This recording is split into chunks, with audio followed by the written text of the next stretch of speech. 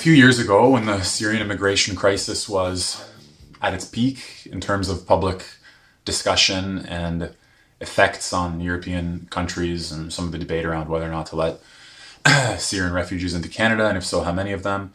When all of this was going on, if you followed, like many of you I'm sure did, the news reports at the time, you basically heard responses to this crisis framed in two ways. So the first way was that you had open borders, bleeding heart liberals wanting to welcome with open arms everybody who needed a place in a Christ-like gesture of brotherhood. Pretty much, okay? We must do so because we are good, tolerant, loving Christians who support the stranger and see ourselves in the stranger's plight, and therefore must welcome them into our hearts, into our homes, into our countries, into our lives, into our economies, into our cities. We must welcome them with open arms. And on the other hand, you had the nationalist bigots, as usual, okay? The right-wing, far-right nationalists, immigrant, hating, nobody allowed, everybody must go away, xenophobic, get far away. I'm talking about this is how it was presented, okay? I'm not saying that this is an accurate characterization, really, of either group. But the alternatives that you were most often presented with in the media were, on one hand, as I say, the bleeding heart, open borders, open arms, accept everybody. And on the other hand, the cold shoulder, nationalist, xenophobic, fear-mongering haters of strangers, or, people with a phobia of strangers. So at the time that this was going on, I was studying something that I thought offered a third way. And you'd be surprised, possibly, to know that I was studying an old book by an old philosopher. So you may think that immigrants contribute, and to a certain extent, obviously, you're right, and there are studies that quantify all of these variables. Well, you may think that immigrants contribute to our economies, to our societies. Obviously, that's indisputably the case, properly interpreted. The question is, what happens when you have a large number of refugees or immigrants who carry with them a moral code, if they do, that is not compatible or not obviously compatible with the domestic moral code? And if you believe that the goal of the legal system is to, let's say, win over the hearts and minds of the citizenry to a certain extent, okay, yes, it has the negative function of keeping us from each other's throats, but it also has the positive function of instilling basic moral habits, things that today we call values. Now, it's probably more illuminating to talk about them as habits than as values, or as principles than as values, but nevertheless, there's a similarity in the meaning. So Plato's Laws finds a middle way. The most interesting thing about it is this: it's not a replacement for your own thoughts about the immigration crisis, immigration policy. You still presumably would have to have some interest in more detailed, more modern economic analysis, statistics about the actual impact, and so on. It's not a replacement for any of that. But Plato's Laws, in its discussion of where the new residents of the colony should come from, it does have a few positive contributions to make to the way that we think about immigration crises. Because it reminds us of the moral function of the law in building not just a legal community, but a moral community. It does examine the fact that it becomes harder to assimilate foreign groups who share their own moral identities in a way that conflicts or may conflict with the domestic legal system. But it also shows that supposedly easy assimilation of atomized individuals has its own drawbacks as well. There's less of a unity. So if you bring citizens in from everywhere and you try to assimilate them to the domestic moral code, you may have some success in doing that, but the unity will not be, the political and moral unity will be less strong than it would be in the other case. So you have you have a conflict between moral unity and competing moral allegiances and so on. His political philosophy is not liberal democracy. So it's a different moral universe to liberal democracy. Is it fascism? It's not fascism because so fascism is a political philosophy of right Hegelianism. So you have to have at least Hegel's philosophy of the state to have the philosophy of fascism. Well, Hegel's philosophy of the state is a modern philosophy, and it's very much distinct from Plato's philosophical development of the city. The city is not the state. So many of you who study philosophy in university or who study political science in university take a class on Plato and may have heard that the Republic is about the ideal city-state. Well, I agree with my first teachers on this point that you should banish that thought from your mind. The Republic is definitely not about the ideal city-state because the term ideal and everything that it implies is a non-Platonic term. Plato does not operate with the notion of the ideal, so he cannot have something like the ideal city-state. That's number one. Number two, the city-state, the very term city-state, is not the same as the polis or the city as it's developed in the Republic. There's no such thing as the state in Plato's Republic. Even the translation of the title of the Greek text as Republic is misleading. So whenever we study political concepts, political terminology, the development of political ideas through time, don't be misled into believing that it's as easy as taking our modern political vocabulary and using it to describe and to judge pre-modern authors, like Plato, for example. The correct operation is to try to see the concepts that are native to Plato and possibly use Platonic concepts to criticize modern ones. At least to understand the Platonic concepts well enough to be able to do a side-by-side comparison. So it's a mistake to take the notion of an ideal and read it into Plato, because Plato does talk about the ideas, but the ideas and the ideal are philosophically different universes. It's like it's two different languages. They sound similar, but they mean very different things. Same with city-state.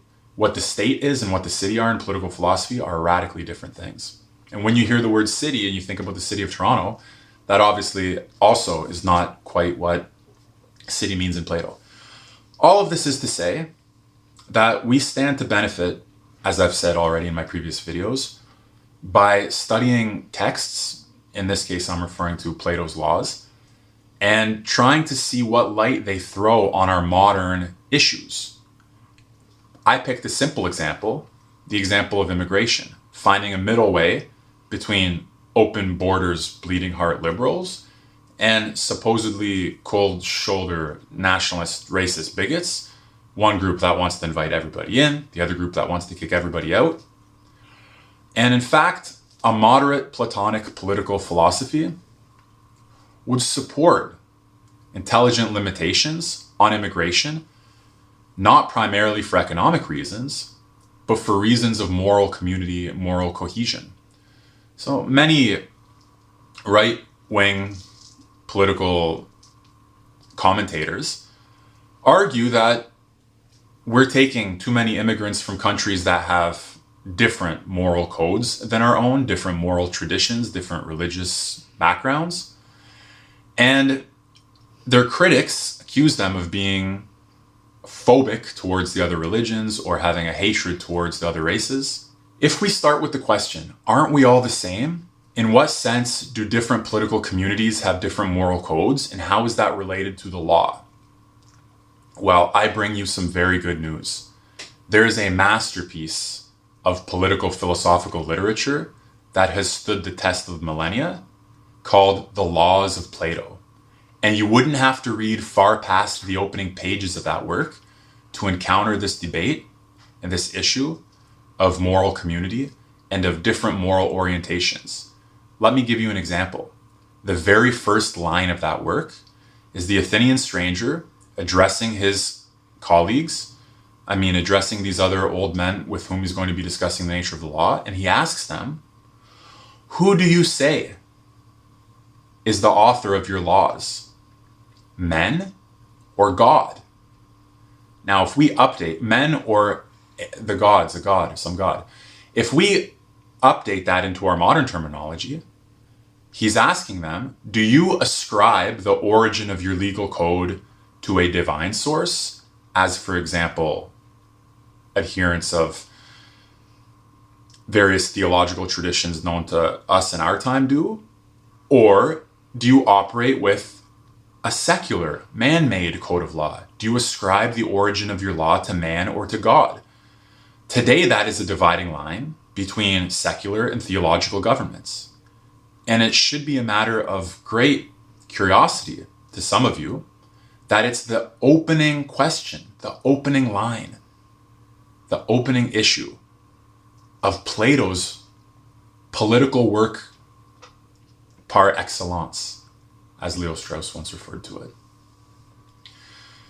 Moreover, in the early conversations that the Athenian stranger has with his Cretan and other old Greek friends, interlocutors. So again, this Athenian stranger goes to this other Greek city, he's having a conversation with these two old men about the nature of the law in each of their own Greek political communities.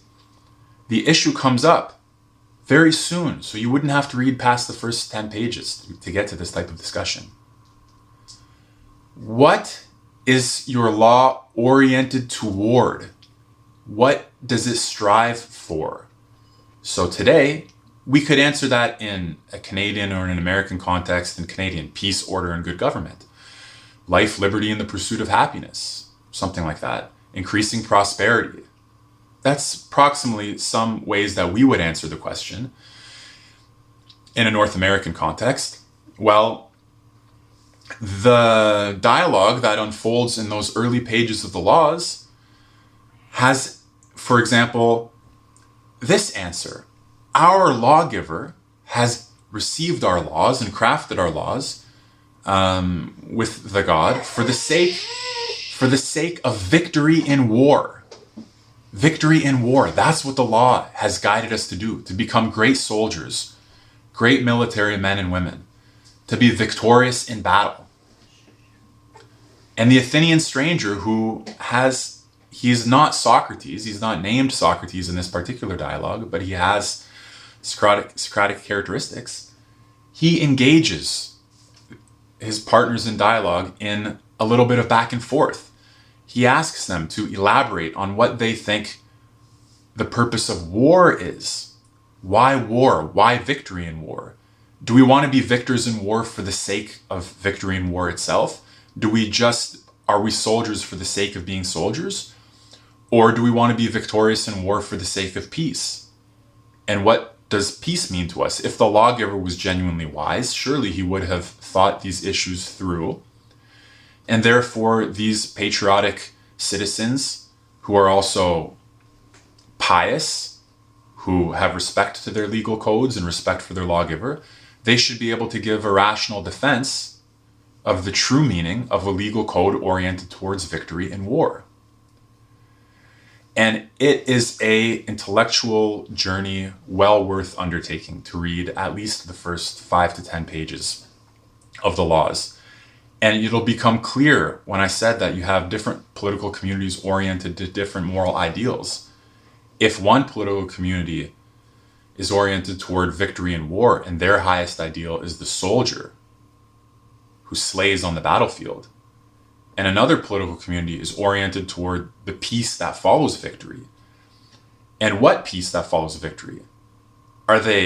Is their highest human type the merchant? Is their highest human type the artist? Is their highest human type the poet, the philosopher?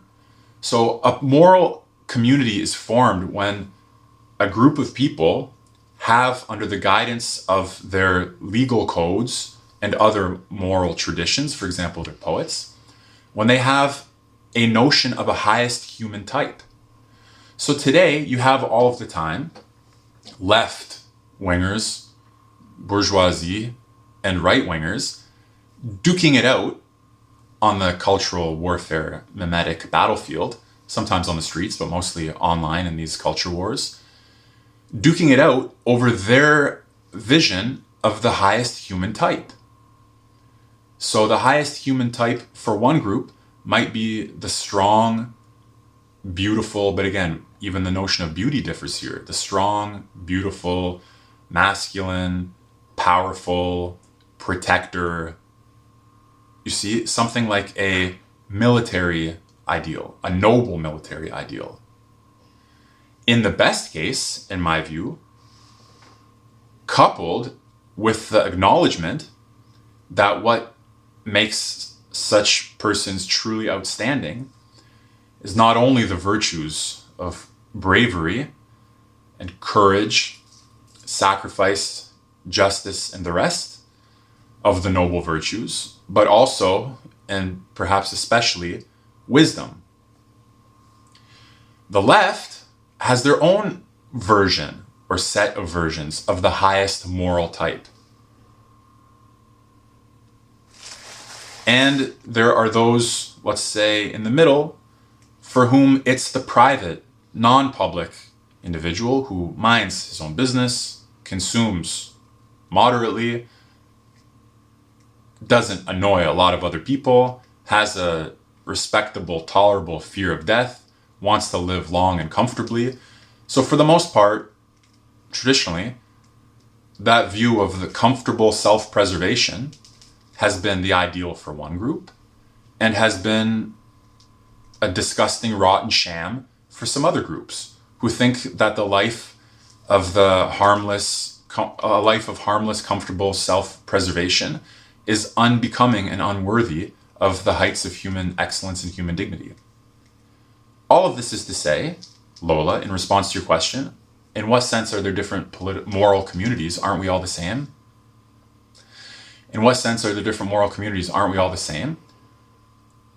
We take our bearing in how we want to live and what we think is highest by people are oriented toward different stars. You see, they're oriented towards different principles, whether they know it or not. And one of the exciting tasks about philosophy is to unearth the principles that people implicitly have as their moral guides, to compare them with the alternative moral guides, and to try to make rational sense of which is the best possible life.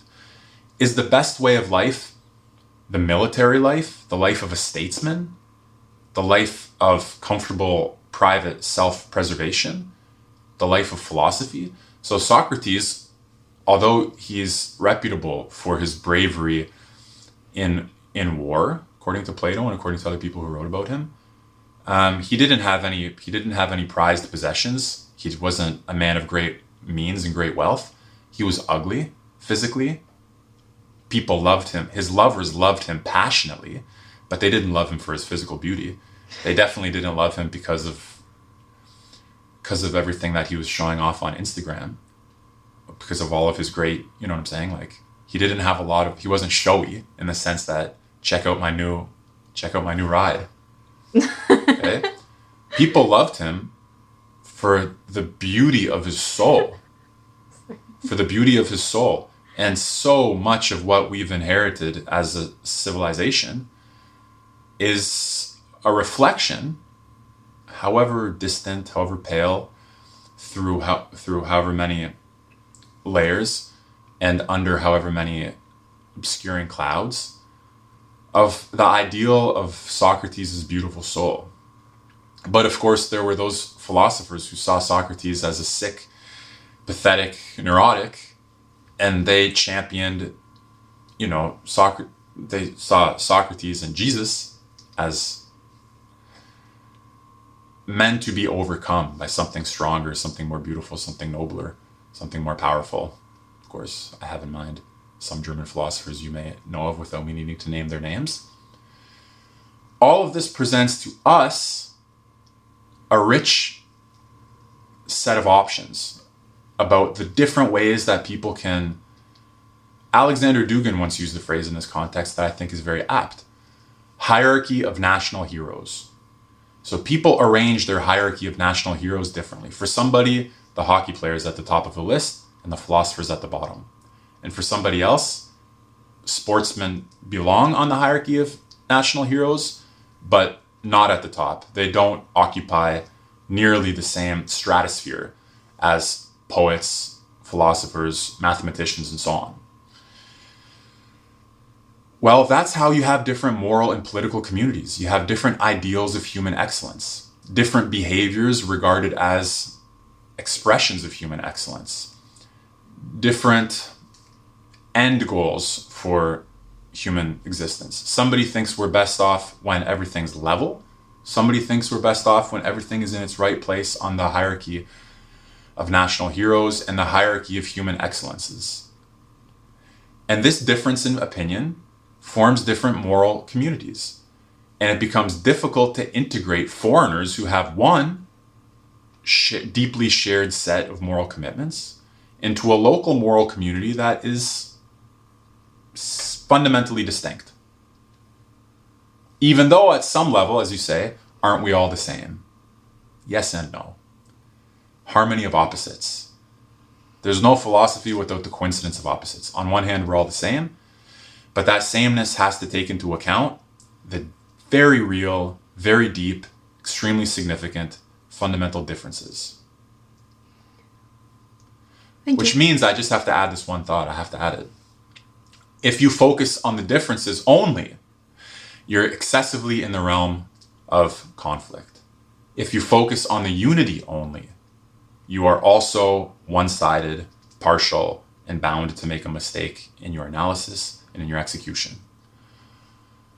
That's why sometimes the most humanitarian thing that you can do is to recognize the partial political character of human existence, to appreciate the limits of human moral and political communities, and not to pave the way to hell with your good intentions, not to let your view of the perfect be the enemy of the good, but to draw on the wisdom of millennia in fashioning a politically moderate, politically sensible, moral community that can make sense of its place in the world without either letting everybody in or kicking everybody out.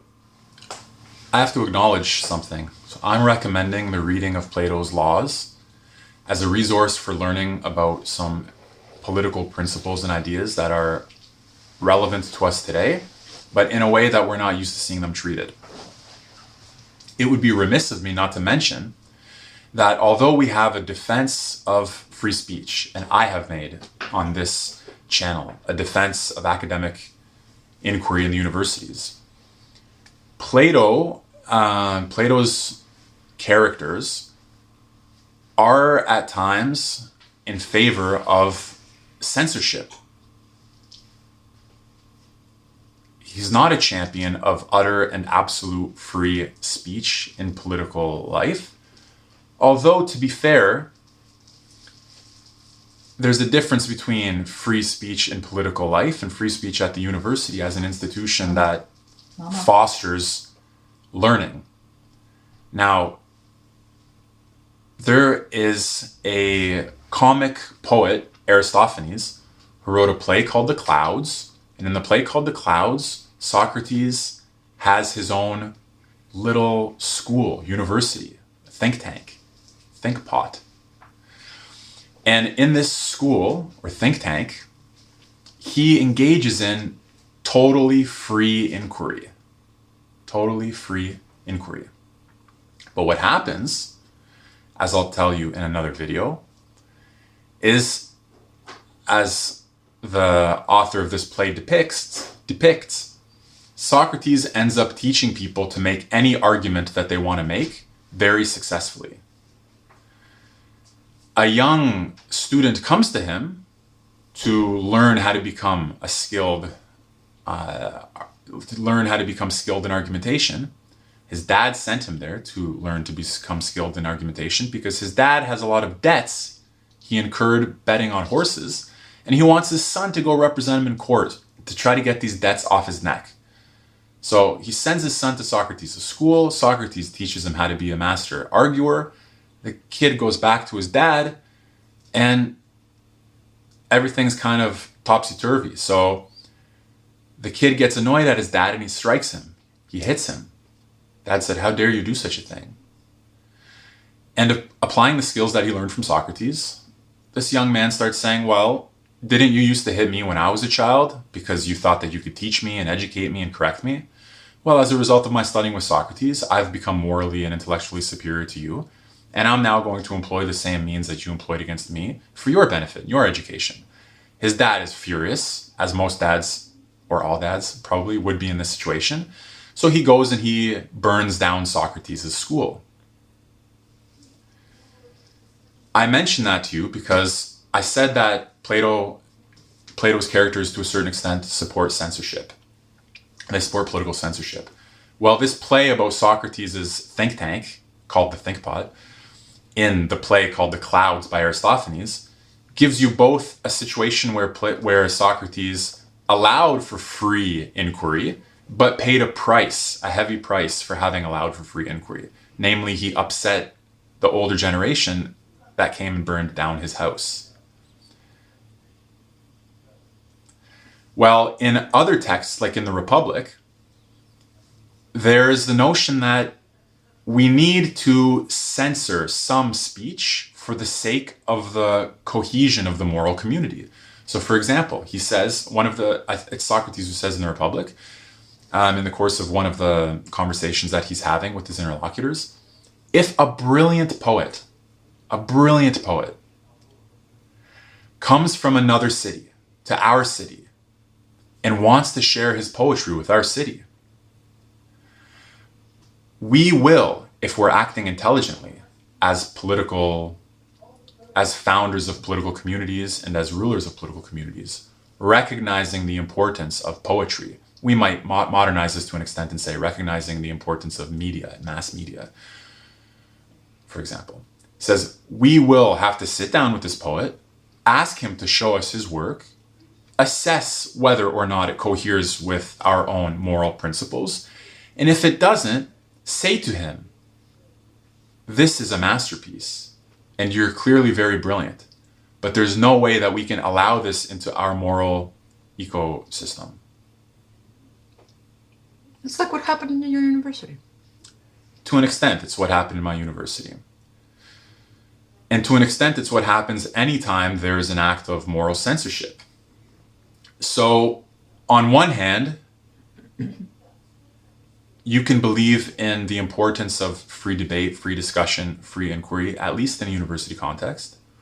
But since I've been encouraging you in this and other videos to consider learning from Plato, I have to acknowledge that he has persuasive arguments in favor of censorship. When in the Laws, he has this conversation about the nature of the law with these two old men, and you realize the necessity that it's a small group of people, there's only 3 of them, and that they're old and distinguished and not young and immature. The idea is that when you reason openly about the law, you risk undermining it, undermining confidence in it, undermining faith in it. So to be overly, you could put it this way, critical thought is valuable, but it may have a corrosive effect on the objects of criticism.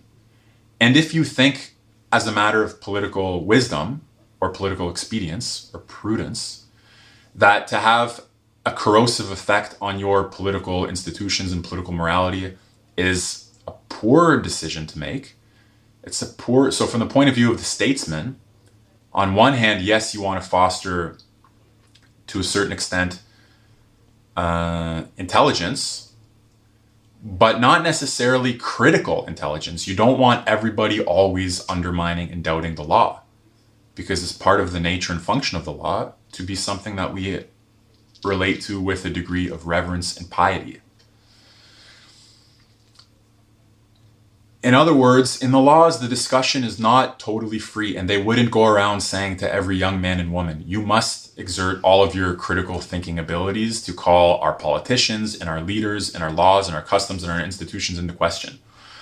In fact, The Laws is a work that develops an elaborate code of laws. So, for example, if you read this work, Plato's Laws, you'll see that they actually discuss legislation, not abstractly and philosophically, but concretely. What should we call a crime and how should we punish a crime? All the way to the point that the Athenian stranger legislates about marriage, about property, about divorce, about what you can own, about what you can't own. Okay, everybody's given an initial allotment of property, which they can increase, but only up to 4 times, so that nobody ever has less than the original allotment or more than 4 times the original allotment, to keep poverty and wealth within a moderate range. The Athenian stranger legislates about the exercise that a pregnant woman should do for the benefit of her baby, and many other things. Many other things. In other words, it's not all abstract philosophy, it's a concrete code of law. And one of the institutions that they developed for their colony is called the Nocturnal Council. And the Nocturnal Council consists, without getting into all the details, of a young, brilliant person and an experienced elder, not just one, but in pairs, a group of elders and a group of young, brilliant minds. You could think like distinguished university professors on one hand and Silicon Valley, super geniuses on the other, or something like that, together, who have passed some rigorous set of tests and who, in the cover of night, so to speak, can philosophize freely about their laws in a way that the ordinary citizen shouldn't be permitted to do. And again, the reason the ordinary citizen shouldn't be permitted to do it is because constant doubt has a corrosive effect on the moral cohesion of the political community. And Plato's analysis was that that's a bad thing. He might be right about that, he might be wrong about that. He's no dummy, so it's worth considering his arguments. He lives on forever. His ideas live on forever. He's not dead, he's immortal.